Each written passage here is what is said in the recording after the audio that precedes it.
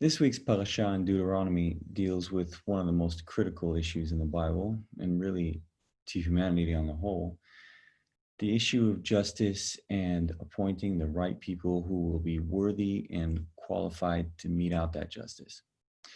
But notice how the parasha addresses it in a slightly peculiar way. Appoint judges and officials for each of your tribes in every town the Lord your God is giving you, and they shall judge the people fairly. Do not pervert justice or show partiality. Do not accept a bribe, for a bribe blinds the eyes of the wise and twists the words of the innocent. Follow justice and justice alone, so that you may live and possess the land of the land the Lord your God is giving you. Deuteronomy 16:18 through 20. The Israelites are to appoint judges, fair enough, and they're to judge the people fairly, or literally with just or righteous judgment, mishpat tzedek, and not to pervert justice. And what does that look like, this fair and righteous and unperverted justice? What are two fundamental principles that the Lord seems to be saying clearly demonstrate this fair and righteous justice? To not show partiality seems straightforward enough, but do not accept a bribe.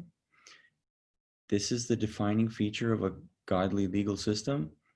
The absence of bribery among judges is the key to social justice and will guarantee fairness in the system. I think we'd be more comfortable if the verse would have continued with more general statements of principles that cover the range of human experience. Appoint judges and officials, and they shall judge the people fairly. Do not pervert justice or show partiality. Those verses sound like the language of a text introducing grand new governing principles to a society, something like, we hold these truths to be self-evident, that all men are created equal, that they are endowed by their creator with certain unalienable rights.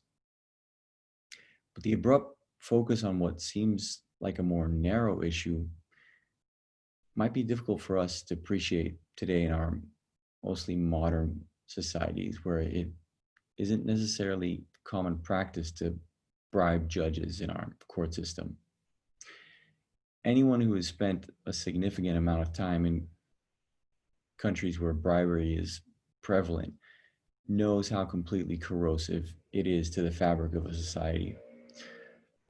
A bribe never just corrupts the two parties making the simple bargain. It necessarily breaks the system down for everyone else. No matter how much the cheaters tell themselves they'll keep it secret, it always gets out and it always spreads. When I was a little kid, I used to buy a falafel almost every single day for lunch.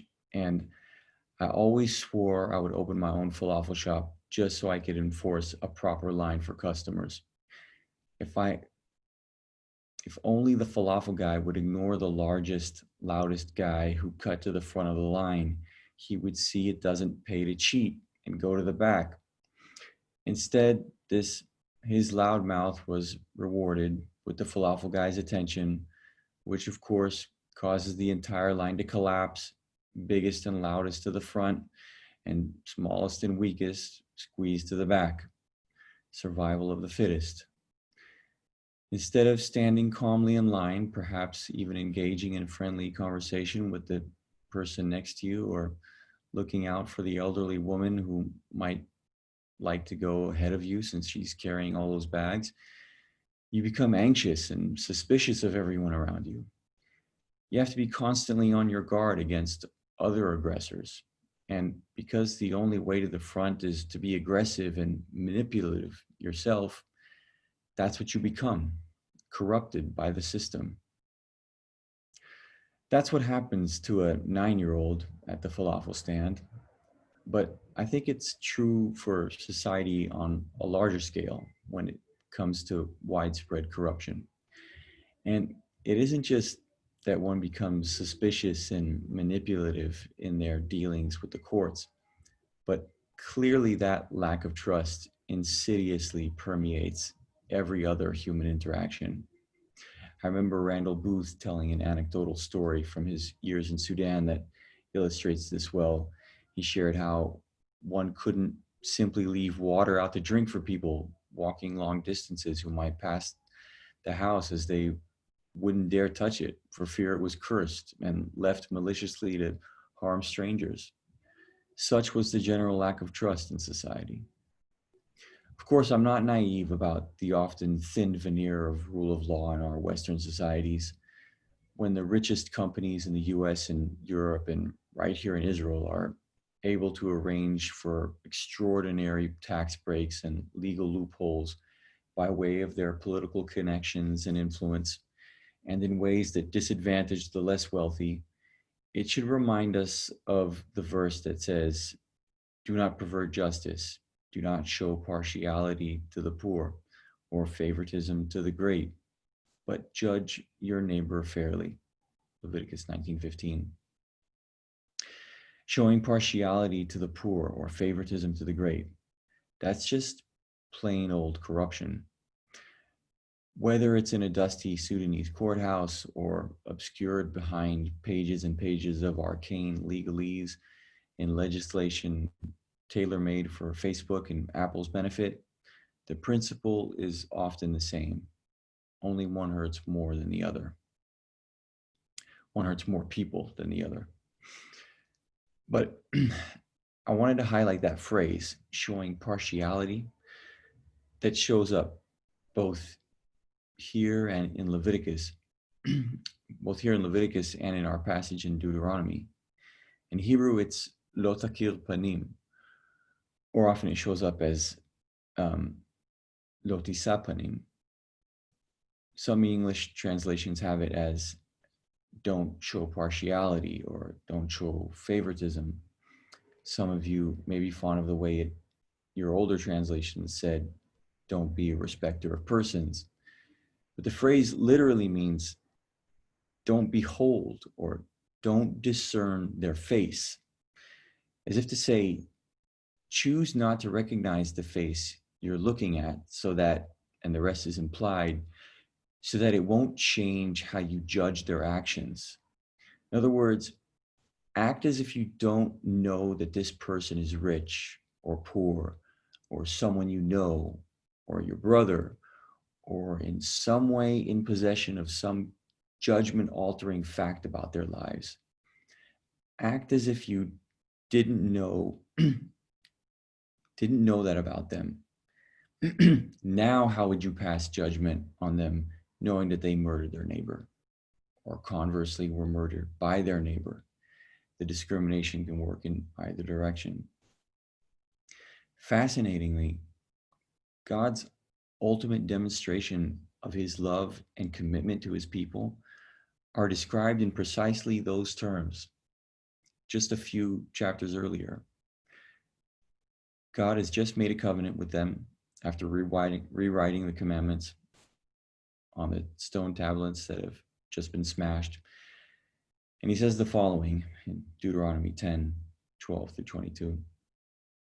And now, Israel, what does the Lord your God ask of you but to fear the Lord your God, to walk in obedience to him, to love him, to serve the Lord your God with all your heart, with all your soul, and to observe the Lord's commands and decrees that I am giving you today for your own good?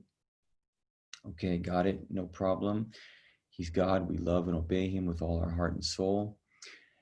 Then it says, to the Lord your God belong the heavens, even the highest heavens, the earth and everything in it. Yet the Lord set his affection on your ancestors and loved them, and he chose you, their descendants, above all the nations, as it is today. Circumcise your hearts, therefore, and do not be stiff-necked any longer. For the Lord your God is God of gods and Lord of lords, the great God, mighty and awesome, who destroys his enemies? No. Who parted the seas? No. It says, who shows no partiality and accepts no bribes. Wait, what? Okay, now this is actually big. It's not silly and obvious like it sounds to our modern ears. I mean, of course you can't bribe God, right? What idiot thought you could slip him $100 under the table and change his mind about something, as if God were a mafia don? But in much of the ancient world, so much of the sacrificial system of worship at the deity's temple was indeed a glorified payment system. You brought your livestock and sacrificed them at the temple to offer them to the gods as food for them to eat, in hopes that they would be satisfied with you and perhaps repay you with a better yield of crops in the spring or a more fruitful progeny among your entire household. Obviously, this went better for you if you had more to offer the gods, less well if you had less. So sometimes you might even sacrifice your child or someone else's child. But how it went for you depended on who you were, because not everyone was of equal status or worth. Now, in the face of all this, God says, your money's no good to me here because I'm no respecter of men. But no respecter of men in the sense that I'm going to hear you out no matter who you are. I won't give you a privileged audience because of your status. I don't recognize status. I don't acknowledge family connections. I don't see ethnic privilege. I don't discriminate that way. I told you I'm the God that doesn't discern faces. Ha'el gadol asher lo yisa panim. That's that phrase. Doesn't show partiality, favoritism, etc. On the contrary, if God is going to do any discriminating at all, it may be to do a little affirmative action. Here's how the Deuteronomy 10 continues in verse 18. He defends the cause of the fatherless and the widow and loves the foreigner residing among you, giving them food and clothing. And you are to love those who are the foreigners, for you yourselves were foreigners in Egypt.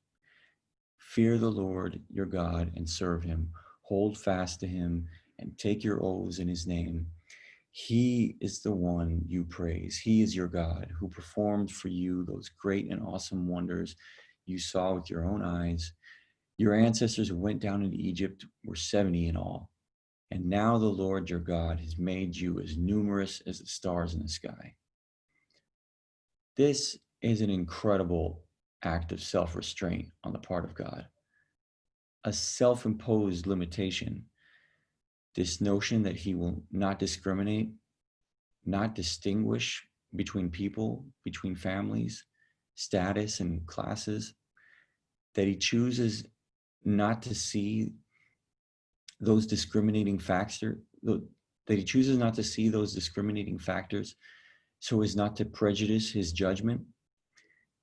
Here he was limiting the common prevailing notion of the capricious, unbridled power of the God, and instead introducing the idea that a weakling, a despised foreigner, a poor bastard could approach the throne of God with as much confidence as the earthly king.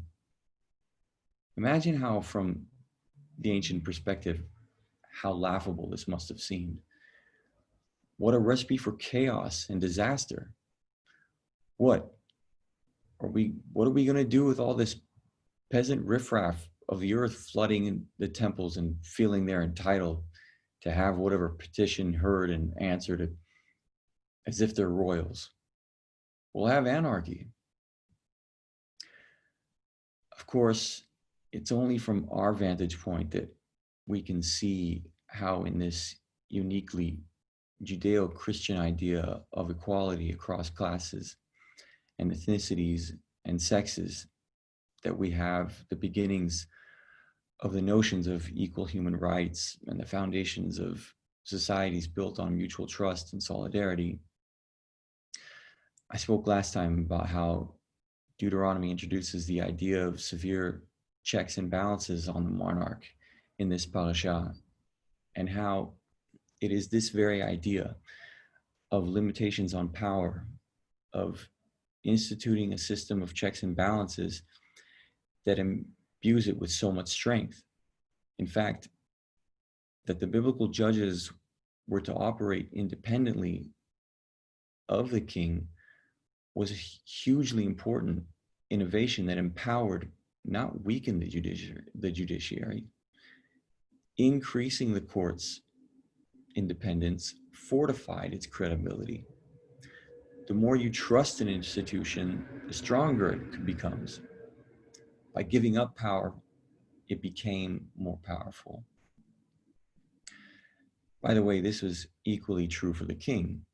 Over and over again, God reminds him, if you will serve the weakest among you and look after the destitute, he, God, will take care of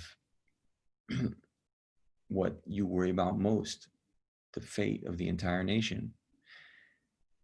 And you are to love those who are foreigners, for you yourselves were foreigners in Egypt.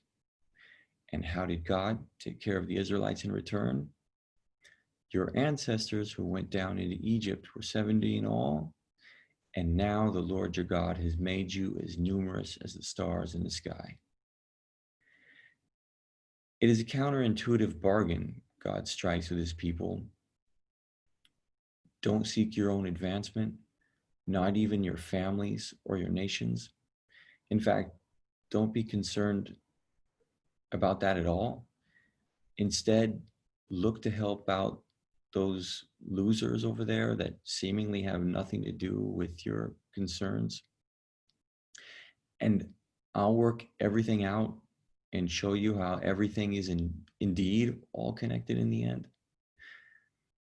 Isaiah addresses this very point and says this to the Israelites who were praying, even fasting, urgently to God for his help in Isaiah 58, 6 through 14. Is not this the kind of fasting I have chosen, to loose the chains of injustice and tie the cords of the yoke, to set the oppressed free and break every yoke? Is it not to share your food with the hungry and to provide the poor wanderer with shelter? When you see the naked, to clothe them, and not to turn away from your own flesh and blood? Then your light will break forth like the dawn, and your healing will quickly appear. Then your righteousness will go before you, and the glory of the Lord will be your rear guard. Then you will call, and the Lord will answer. You will cry for help, and he will say, here am I. If you do away with the yoke of oppression, with the pointing finger and malicious talk, if you spend yourselves in behalf of the hungry and satisfy the needs of the oppressed, then your light will rise in the darkness, and your night will become like the noonday. The Lord will guide you always. He will satisfy your needs in a sun-scorched land and will strengthen your frame. You will be like a well-watered garden, like a spring whose waters never fail. Your people will rebuild the ancient ruins and will raise up the age-old foundations. You will be called repairer of broken walls, restorer of streets with dwellings. Now, I'd like very much to draw the modern political lesson here, but I'll let you do it on your own. It isn't hard. You have foreigners, minorities, poor, and oppressed right where you are, so they shouldn't be hard to identify and know, therefore, what the proper response should be. Sure, there may be conflict, and that complicates things, but it doesn't change the basic calculus of the bargain that obligates us to do away with the yoke of oppression. But I'd also like to apply this closer to home. For some of us, it might be right in the home.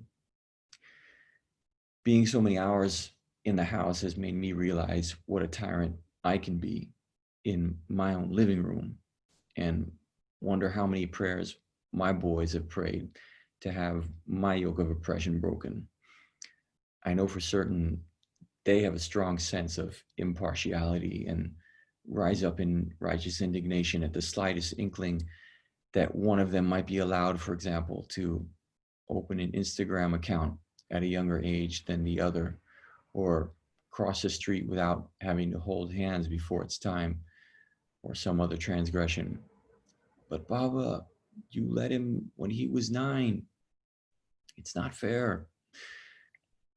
But seriously, it's it's so easy to disregard our principles with the people closest to us, our family, and friends, precisely at the moments we think of as less significant or less noticeable.